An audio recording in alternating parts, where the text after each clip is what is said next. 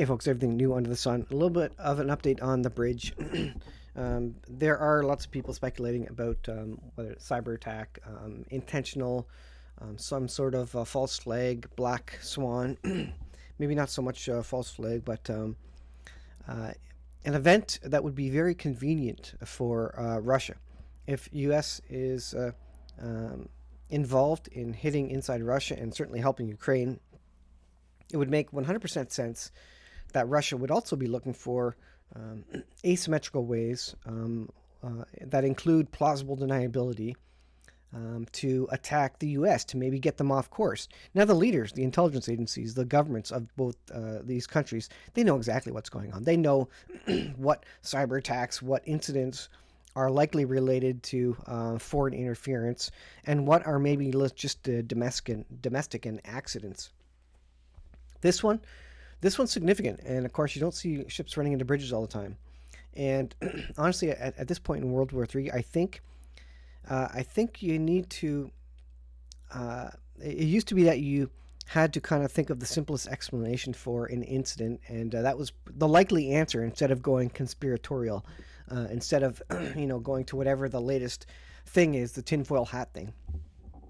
I think at this point, um, in the middle of World War III, which I believe has started already, we need to start looking at it from the other way around. We need to start thinking, maybe not assume that it was a terror incident or a cyber attack or something else. I think we, though, need to start maybe with that idea and kind of prove that it's not correct and it's not accurate. You look at all the again, all the poultry farms that have burned down, all the food industry cyber attacks, and buildings blowing up and pipelines destroyed and all these things happening, and you got to think that Russia's involved in that. Leaders of Russia know exactly what U.S. is doing in Russia, and U.S. knows exactly what Russia's doing in the U.S. It's just the public doesn't know. It's you and I that don't hear the truth of it. They know exactly what's happening. They don't want to let their citizens know because the citizens would be outraged. The citizens of both countries don't want to go to war. They don't want World War III. So to keep this battle for money and supremacy and power going, they need to keep it from the public as long as possible. So they're going to downplay it. Not only that, but they're going to downplay it because they don't want to show the other country that they're affected by it. They want to look strong. They want to appear strong. They want to act strong. And they don't want to look weak or look like, this is really taking a toll because, again, it would make them look like the weaker side. So this is Lara Logan, lionessofjudah.substack.com. Multiple intel sources. Baltimore bridge collapse was an absolute brilliant strategic attack. I think that's an interesting statement, isn't it? Brilliant strategic attack on U.S. critical infrastructure, most likely cyber, and our intel agencies know it. And I agree with that, and I believe that before. I think the intel agencies know exactly what's happening, who did it, and why. In information warfare terms, they just divided the U.S. among the Mason-Dixon line exactly and it goes on. But this is the article here. Second busiest strategic roadway in the nation for hazardous material, now down for 4 or 5 years, they're saying. Bridge was built specifically to move hazardous materials because I guess they have an underwater highway as well that they don't want chemicals and such going through in the tunnels there. But this was significant, and this is one of those plausible deniability sorts of acts. Now, here's another one. Here's one of the, I guess, intelligence folks or the people in the know, General Flynn, and he says that they can't take that off the table. He says, can we take the idea that the Baltimore bridge collapse was a terrorist attack off the table? And absolutely, we cannot do that, said General Flynn. And he was President Trump's former national advisor. It says there, this item from Twitter says there are no vehicles. So what happened was a couple minutes, 2-3 minutes before they hit, the ship's captain knew they couldn't do anything. It was likely going to hit the bridge at that point. So they told the authorities, police, whomever it was, and they were able to stop the traffic for the most part going onto the bridge. So there were a very limited number of casualties and cars that went down with the bridge, which is good. But yeah, according to many different places, this very much looks like something that Russia would do. And one interesting part was that um, the uh, the captain of the container ship happens to be Ukrainian. Is that coincidence? I don't know. Why would a Ukrainian be doing it? Maybe to again blame it on the Russians and then get more U.S. support. Maybe there's nothing to this. I know there's lots of different international folks that work on these ships. Now the thing about this is that here's an article which says it was due to dirty fuel.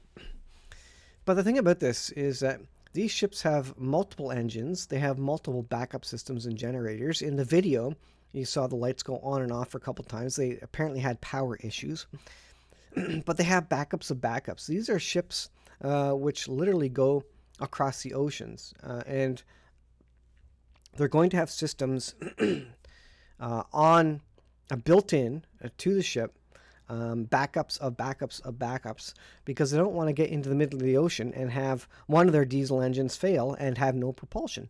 They have multiple options for steering, for propulsion.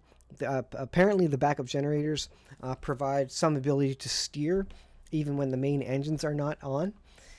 And so to have all those systems fail in port doesn't really add up. And then so the investigators are probing dirty fuel. Now you look at that and you say, well, if it's just dirty fuel, then that means that it wasn't Russia. But in terms of asymmetric warfare, they could use whatever they want. If whatever they do causes the outcome that they're looking for, whether that means putting something in the fuel or doing a cyber attack, well, it doesn't matter. It's almost like the simplest thing to take down a ship might be the easiest way to deny responsibility.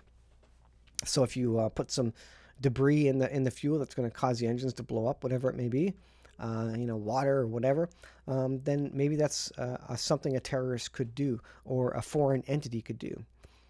Catastrophic supply chain snarls are materializing in the mid-Atlantic after the container ship rammed into 1.6 meter long bridge in the port of Baltimore.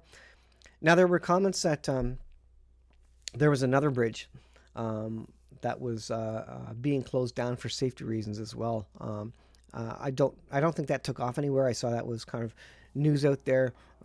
Maybe the idea was that there was another terror attack expected imminently, something like that.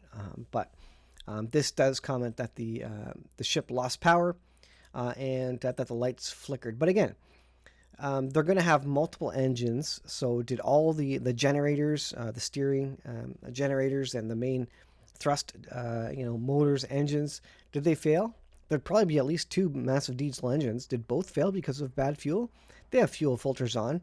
They have all sorts of fuel separation, to let the water separate out of the diesel. They have all sorts of scrubbing mechanisms for the diesel. So to have dirty fuel be the cause of this is surprising.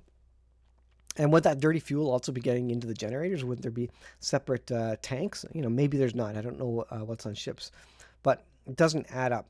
This is the video of.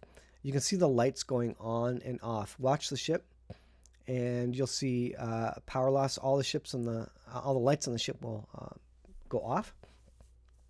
Breakdown of multiple power failures on ship Dolly that likely caused the impact with the Francis Scott Key Bridge in Baltimore. Is that even going? Oh, here it is. Now, so watch the ship and you'll see the lights go off. There, the lights go off right there. Now this is a sped up video. Short time later, apparently they get a generator running again. So again, is it bad fuel? It doesn't make a lot of sense to me. And I guess the point of this video is not about this particular ship and what exactly happened. The point is that no matter what the cause of this, whether it could have even be human error, but that human error could have been influenced by Russia. And if we're in the middle of World War III, you need to consider that as a possibility. Could it be a pure coincidence, pure mistake, pure happenstance? Something occurred. Absolutely could be. But that would also be a great great strategy for any sort of terrorism that Russia would bring to the United States. That it was so obscure, so innocuous that it wouldn't make sense that was Russia, but in fact it was, and that would be great for them because again, the leaders, the intelligence agencies know exactly what's happening. They're not about to tell us, and so it's just interesting, and it's a significant bridge, obviously, a significant piece of infrastructure that's not going to be rebuilt for many years. They may clear it and get ships going out, but this is one of those things that I would suggest you may see going forward. And any large event that happens, I think you have to look at it. Same with the concert hall incident that happened in Moscow. Russia's now blaming Ukraine and the United States for it. Now, it wasn't Ukrainian or Americans that did it. It was Islamic folk. I forget, Nigeria. I forget exactly where they were from. But where does the money come from? Where do the weapons come from? Where does kind of the push in that direction come from? Where does the intelligence come from for these folks who initiate all this process through these people from the Middle East? Well, they're not going to run an American or a Ukrainian in there through the border, give them guns and money. That's going to be too obvious. They're going to make it hard to figure out. They're going to, they're going to try and get rid of as much paper trail as possible, and have it go through as many, Islamic or Middle East third parties as possible, so that you can't trace it back to Ukraine and U.S. But again, Russia knows exactly what's happening. They knew what was happening with Nord Stream. Have they told the public yet? No. The government of the United States is lying. For all intents and purposes, it was effectively the United States and UK which authored the destruction of Nord Stream. I think that was proven by, what was it, the Swedish reviews, an investigation into that, which they cut off early because, they couldn't figure out who did it. That doesn't make sense. So someone's lying. And I think it's obvious what is out there. So be prepared for lots of lies and confusion and misinformation, disinformation, not coming from social media, although there is some there, but also coming from your governments. So don't trust your government is what I'm saying. Don't trust any government. Don't trust Putin. But in this day and age, you need to second guess everything. And I would suggest almost to make the, assume almost that something is, something related to World War III, and then come back off that when the evidence arrives. Why?